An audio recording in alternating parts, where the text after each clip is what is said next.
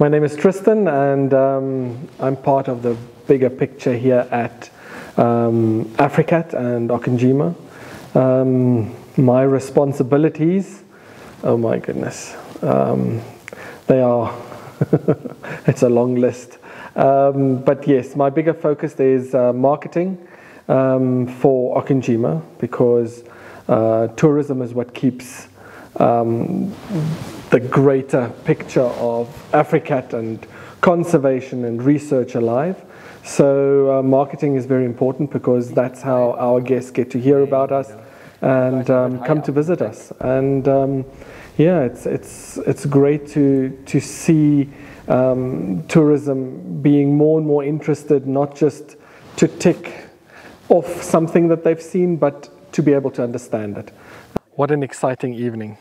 We've just created a beautiful brown hyena, and you know, this is the awesome stuff that happens behind the scenes on a weekly or monthly basis, as is needed for research. And the research and the monitoring of these animals in private game reserves and in communal areas and in bigger nature parks and reserves are so important for all future planning, all future kind of looking after these animals and understanding them better. And as we are lucky to also have the UNAM students here from the veterinary faculty of the University of Namibia, and giving people an opportunity to experience this and to learn, which is just,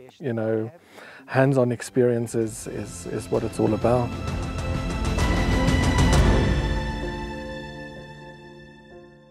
How do I fit into all of this? I joined the family in all their craziness, and I think that was the appeal. This was a young family. It was like 3 siblings. There's a 4th sibling who's doing an incredible conservation job in a different part of Namibia, but the 3 that are here, they just move with things, and I think that was something that captured me. So there was never a long wait or a huge discussion or hours of which way are we going. It was just like, okay, these are the facts, this is what we're going to do, and implement. And I like that. I like that idea of being part of something that could make a difference, or based on a decision, based on the facts that were right there in front of us. Yeah, okay, sometimes, as we kind of build into the right direction, we need to change plan a little bit to adapt. But that is something that was always appealing to me, to be part of this team and this amazing family who could just move forward and make things work and fall into place. When tourism is running at full speed, it's like that dream, you have this dream of being able to be out there with people and infusing them for the big picture. But as the business grows, you kind of move into the background, which is the management side of things, and we end up sitting in front of computers, having to answer emails and dealing with invoicing and dealing with kind of suppliers and putting in grants and and managing people. And we forget what an incredible space we have to our, for us to use and to see on a daily basis. All of that to be able to fund the passion, and I think that was the link, was that passion that the Hansen family have for conservation, and predators are a big part of that. And obviously for many years we've done things being quite species specific, and we've learned that it's not about the well-being of just one species or 2 species. It's about the bigger picture. And if something goes wonky in the food chain or in the environment, it impacts on so many levels with so many different species that we've had to diversify So we often get the question as to how does Okonjima and AfriCat fit together? And that has been a difficult one because it has its pros and its cons. I think the biggest explanation is that the one is so dependent on the other one. So it's a kind of a symbiosis of existence. Because when clients come to visit us, they come to visit not a pretty room and a great lodge and all of those things. Of course, I mean, that's what we want to offer our clients, is all the service and the high levels of, kind of food and all those kind of things. But we find that a lot of clients travel informed. So they know what AfriCat is about, and they come here and they want to understand more about the project. And the project, as we've said, the funding comes from tourism.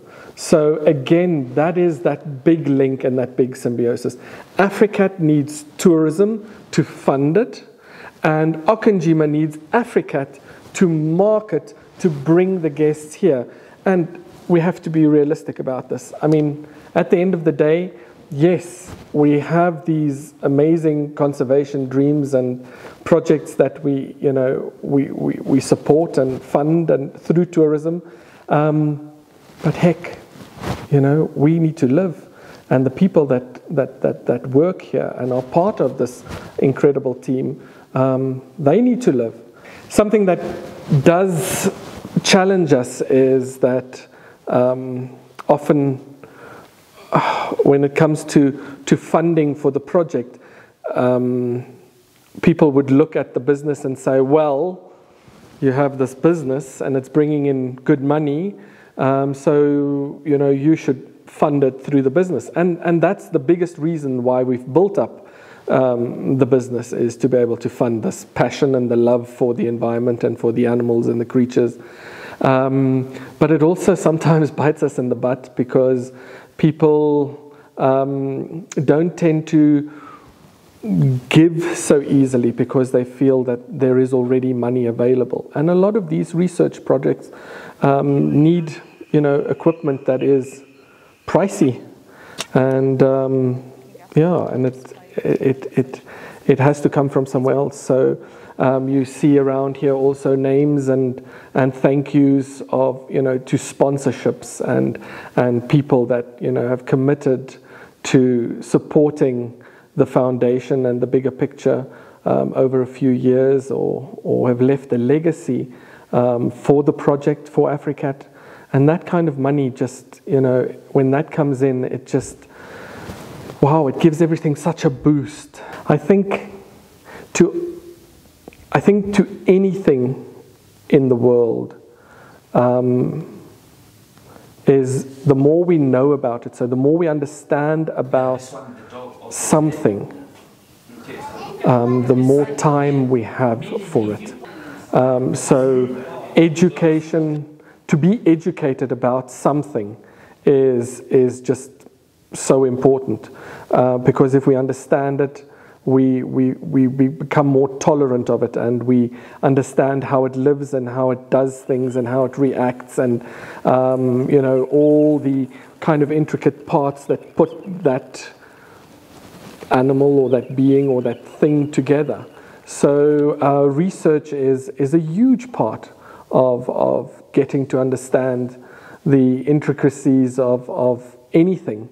And once we do proper research and we understand it better, we can communicate that, and it breaks down barriers. If you understand something, it breaks down a barrier. So suddenly you are not ignorant about it, so you don't fear it maybe. It gives it a value.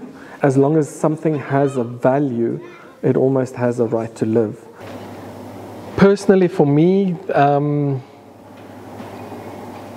that I would kind of wish for the future in the big picture is, I think, for people to not revert back to what was pre-COVID, which which I think we do in our own businesses, we do in our own lives, we do in our own future, where if we go back to exactly that we had, and the same bad habits and the same bad principles of business and running things and kind of turning a blind eye to stuff out there, that was really bad. And it's kind of now on this side of COVID, it has shown us where we've gone wrong and what we've done wrong.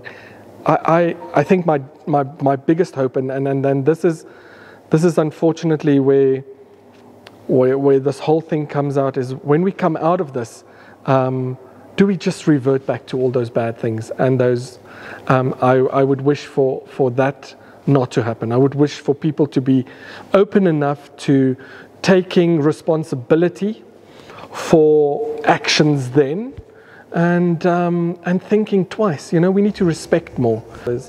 Respect is just, if it's for a human or for equipment or for nature, if we can do that, then that would be awesome.